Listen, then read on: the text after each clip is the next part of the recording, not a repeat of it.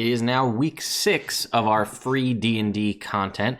Still out there, still going on. If you're unaware, this is my chance to cover what we got in week 6. And there's actually some pretty good stuff. So if you want to see what that is, stay tuned. The best thing in this is about pudding and rats. So anyway, what's going on, folks? Ted from Nerd Immersion here, and let's just jump right in. So here we are on the Wizards of the Coast website. As a reminder, there's a link in the description to every one of these that takes you right to this website. I'm trying to get this filmed relatively early so we don't have any issues where people are not able to get the content. So up on this past Monday, we got the Season 5, Episode 4, In Dire Need. This is a Tier 2 adventure for 5th to 10th level characters. An expedition of dwarf warriors from Citadel Adbar find itself isolated and besieged by Ice Spire ogres and their allies. They require immediate relief or they risk being destroyed to a dwarf. Seer has directed you to their location in the hopes you can rescue the dwarves and save their precious cargo, a tablet bearing secrets of ancient rune magic. Again, this is another Best Mithril seller. 4.5 stars for 71 ratings. I'm pretty sure I played this one, I think. I've played a lot of Season 5, as I stated before. Also, for those of you who do Adventures League, there are a lot of really good items. I know one of the ones we're coming up to has a Cloak of Displacement as the magic item, so that's always good. And then we got a Hag coloring page. On Tuesday, we got Pudding Faire, which is a DM's Guild Adept product. As you can see, this is 5 stars for 28 ratings. Break a curse that echoes through time. It's basically Groundhog's Day as an adventure, but you awaken on the morning of the Pudding Faire just as you did yesterday, and the day before that, and the day before that. To escape the loop, you must break a curse that strikes to the heart of halfling and gnome lore. It's a 3 to 4 hour adventure for characters of levels 1 to 4. It's a part of a series of adventures that expands upon the material presented in Mordenkainen's Tome of Foes. It can be played on its own or as part of any D&D campaign. I downloaded it here. I was still able to get it for free. It's very well done. There's a lot of big names you should recognize on here, right? Sean Merwin. The dad jokes were provided by MT Black. Will Doyle, who I also... why do I know that name? I don't know. I want to say, is that the person who wrote... helped write Tomb of Annihilation? Yes. Yep.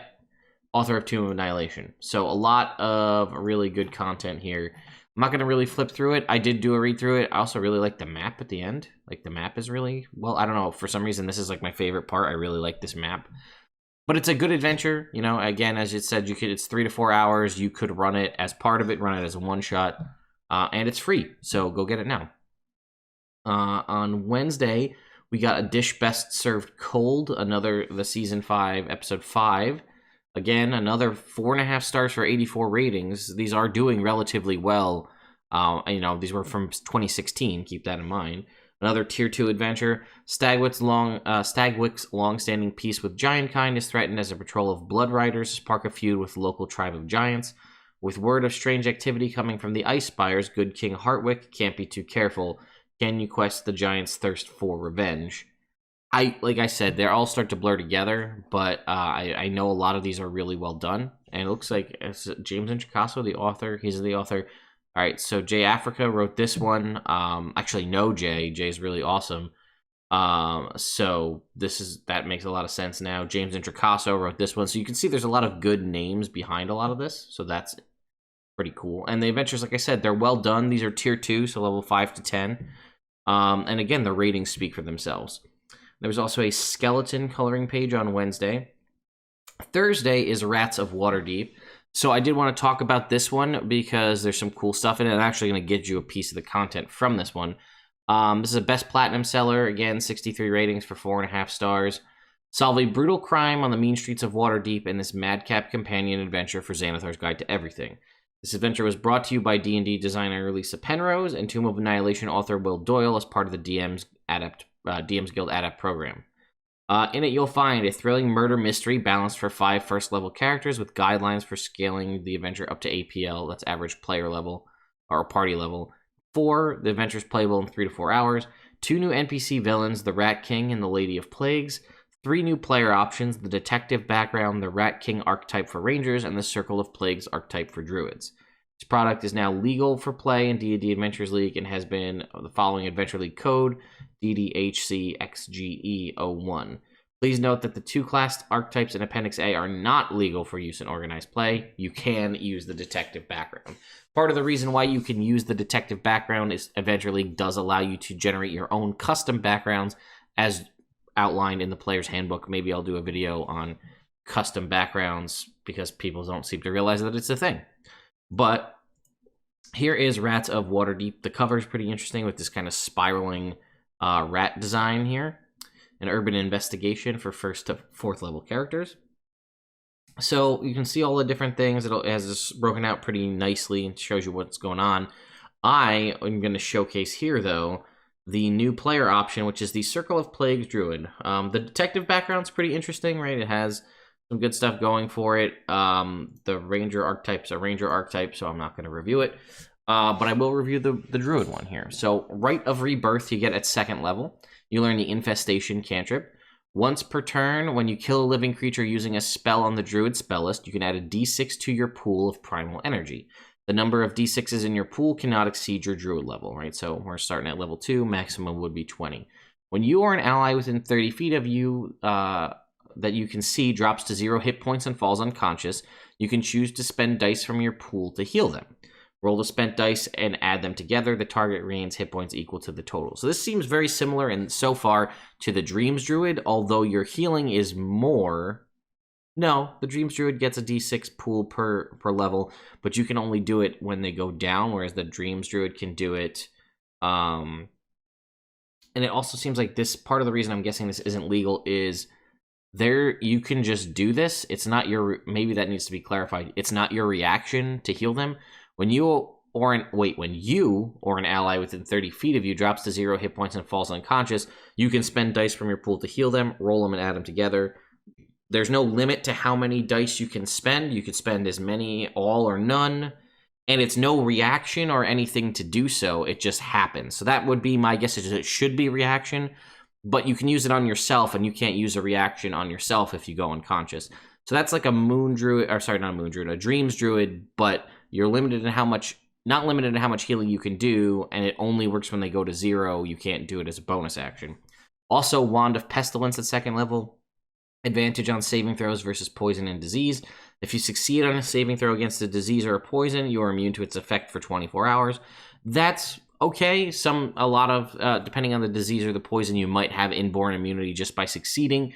But some creatures that can bite you with a poison, you might be able to be susceptible each turn, so that's not bad. At 6th level, you get Plague Mastery. You gain mastery over the Detect Poison and Disease and Lesser Restoration spells.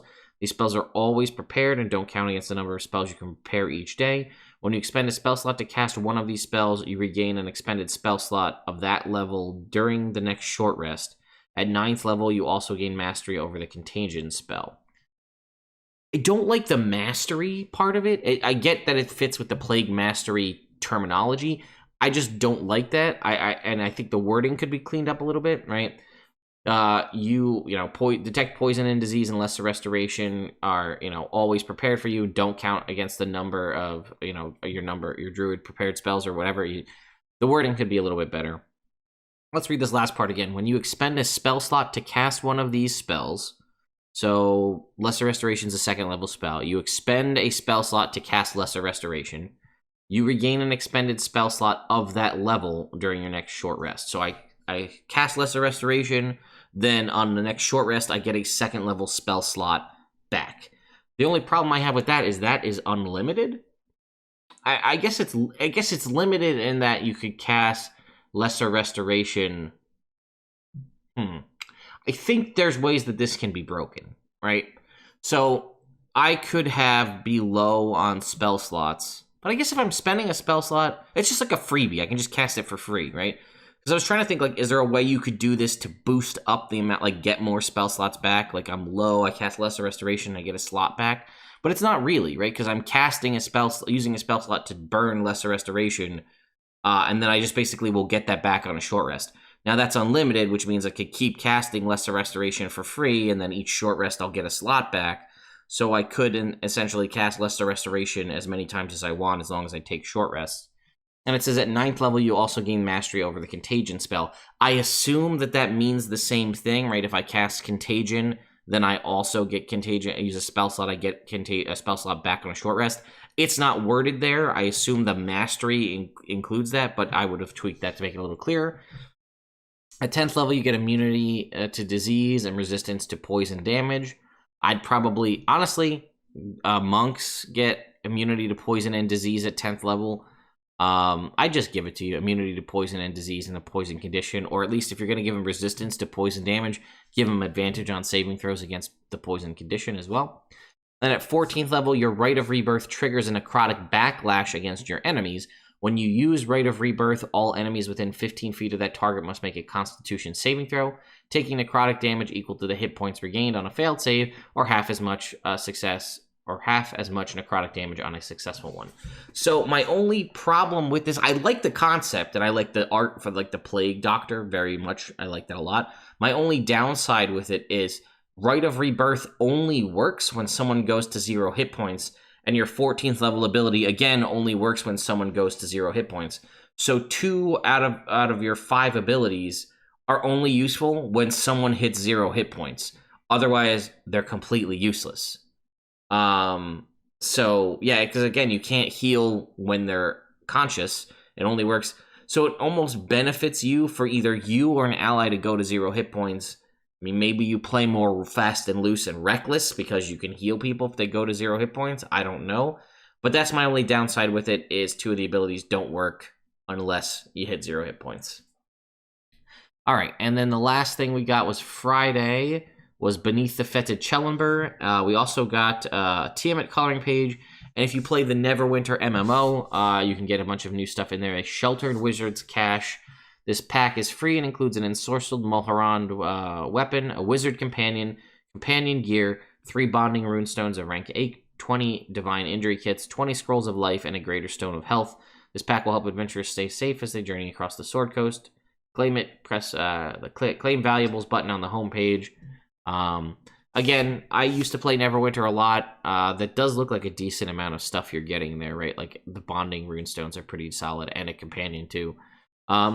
So again, if you play Neverwinter, that's good. And then Beneath the Fetid Chellenber here, this is one I definitely played. I know it involves a hag, and like chasing a hag through a swamp. But the Ruined Wizard Tower in the Marsh of the Chellenber may hold a clue to defeating the super intelligent hill giant Bad Fool and prevent him from troubling the town of Pardnast. To find the tower, adventurers must overcome the watery magic of the Fetid Marsh and discover a clear route to the ruins of a previously lost tower. I've definitely done the one where you go into the tower. I think I did this one too, but I definitely did the one that comes after this where you descend into beneath the tower. So this is a tier 1, level 1 to 4 adventure. So that is it, folks. That is week 6 of our content from Dungeons and Dragons. That's pretty wild to think that we're already 6 weeks into free content.